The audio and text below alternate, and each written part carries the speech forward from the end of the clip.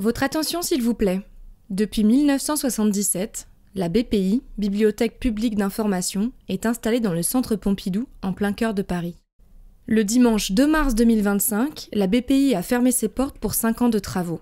Elle déménage dans le quartier de Bercy pendant que le centre Pompidou ferme pour se refaire une beauté. En attendant, Capsule BPI est le podcast qui rend hommage à la bibliothèque en restituant son esprit et ce qu'elle signifie pour celles et ceux qui la font vivre, ses usagers et les agents qui y travaillent. Aujourd'hui, l'épisode Bye Bye Beaubourg tentera de rendre compte des effets que provoque la fermeture de ce lieu emblématique et de restituer l'émotion palpable du dimanche 2 mars dernier.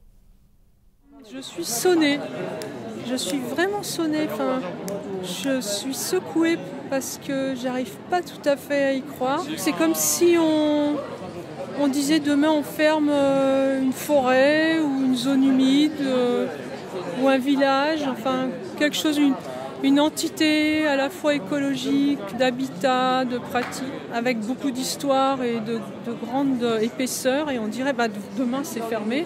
Et on dirait quoi, cette forêt elle ferme demain, mais qu'est-ce que ça veut dire ?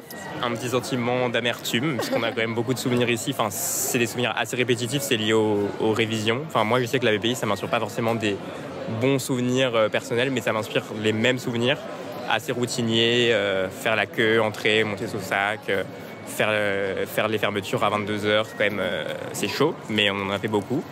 Et du coup, se dire que c'est fini pour 5 ans. Après, vous allez aller dans le 12e, de ce que j'ai compris. Mais du coup, oui, un peu d'amertume. Donc, pour moi, c'est un peu pour ça que je suis venu. Ouais. Pour faire mes devoirs, mais aussi pour dire au revoir à cette bibliothèque qui a accueilli tant de monde, ouverte à tous, à toutes. Parce que c'est un peu chez moi, le centre. J'ai toujours considéré que c'était un peu chez moi. J'ai toujours. Je me suis dit, c'est pour ça que ça m'a un peu donné un choc, là, quand j'ai appris ça. Parce qu'il y a eu beaucoup d'épisodes où le centre a fermé pour des travaux, fermé pour ci, fermé pour ça, où il y a eu toutes sortes d'événements. Mais 5 ans, c'est peut-être plus, parce qu'on ne sait jamais quand on fait des travaux s'il n'y a pas des problèmes qu'on ne peut pas connaître. Donc je me dis, c'est beaucoup. C'est mon lieu de... Tous mes amis savent que le soir... on peut me retrouver à Beaubourg, ou si je suis pas joignable, parce que j'ai pas vraiment mon portable. Là, quand on réalise que le centre va fermer pendant 5 ans, que nous, la BPI, il faut qu'on se déplace, qu'on est relogé donc dans le 12e, c'est à ce moment-là surtout, moi en tout cas, que je sens cet attachement quand je pense au vide que ça va laisser dans ma vie, et de me demander comment ces 5 ans vont passer. Puisque effectivement quand on travaille à la BPI, on traverse le centre Pompidou tous les jours, c'est une fourmilière, c'est une ruche, et on se demande comment Paris va pouvoir continuer à briller avec ce bâtiment fermé, quoi. C'est pour ça que vraiment quand j'ai su que ça allait fermer, j'étais au bout de ma vie, je me suis dit mais où est-ce que je vais réviser, parce que moi j'arrive pas à réviser chez moi, et les autres BU, les autres bibliothèques, en vrai je trouve pas ça aussi bien que la BPI. Ouais, je suis d'accord. J'ai été très surpris. Samedi et dimanche, le week-end de fermeture, de constater que des gens que je connaissais depuis des décennies n'étaient pas là. Donc j'ai été voir d'autres gens qui les connaissaient mieux que moi. Et ça m'a été confirmé par un membre du centre. C'est que des gens étaient tellement émus qu'ils n'ont pas voulu venir. Alors que j'attendais certaines personnes. Et je l'avais dit une semaine avant, je serai là, samedi, dimanche. J'étais même là vendredi, et puis j'étais là. Et on se verra. Et il y a des gens pour qui c'est tellement important encore aujourd'hui, et qui, même dans le regard, il n'y avait pas de cinéma, d'émotion à la noix, fausse, qui avait les larmes aux yeux. Et il y en a un qui m'a dit, je ne sais pas comment je vais faire. Je lui ai dit, tu n'as pas le choix. Il faudra que tu ailles en août, ça rouvre là-bas. Et ça sera très sympathique, partout du principe que ce sera très sympathique. Ça va être fermé pendant plusieurs années. J'arrive pas à y croire, quoi.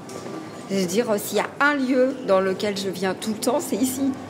C'est le premier lieu dans lequel j'arrive quand je mets les pieds à Paris. La fermeture de la BPI, c'est très très dur à vivre pour moi, c'est très émouvant et j'ai vraiment du mal à savoir comment je vais faire parce que c'est comme un deuxième très très gros chez moi. Je ne saurais pas comparer la taille, chez moi ça fait 25 mètres carrés donc vous imaginez un peu. C'est comme un prolongement de chez moi que je ne vais plus avoir. On ne peut pas s'empêcher de ressentir beaucoup quand même d'espoir.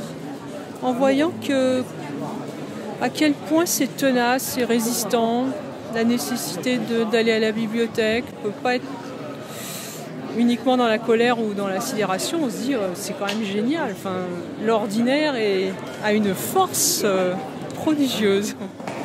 Là, il fait super beau, le soleil, il nous aveugle carrément. Il y a du soleil sur la place, il y a des gens qui profitent du dimanche. Et nous, on va travailler. Ah oui, et ce qui est bien aussi, c'est que quand on va tout en haut du centre, il y a un panorama de tout Paris. Et c'est trop beau quand il y a le coucher de soleil. Ça me manquait.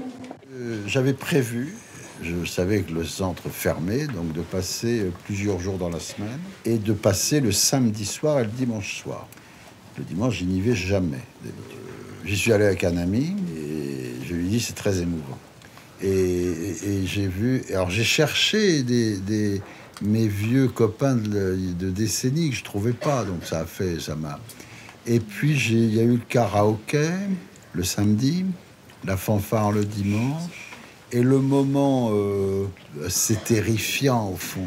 C'est pas avant, parce qu'il y avait de l'animation, les gens rigolent, dansent, on rencontre des gens un peu par hasard.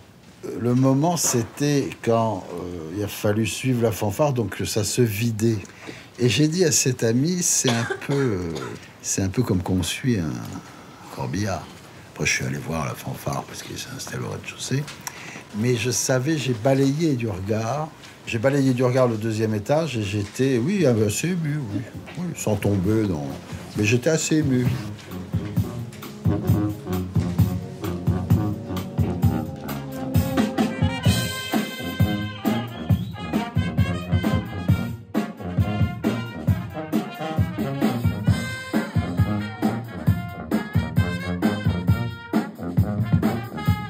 Capsule BPI, c'est fini pour aujourd'hui. Nous remercions la fanfare des grades qui poilent, Joël, Laurent, Julie, Lorraine, ainsi que les personnes qui ont bien voulu répondre à nos questions.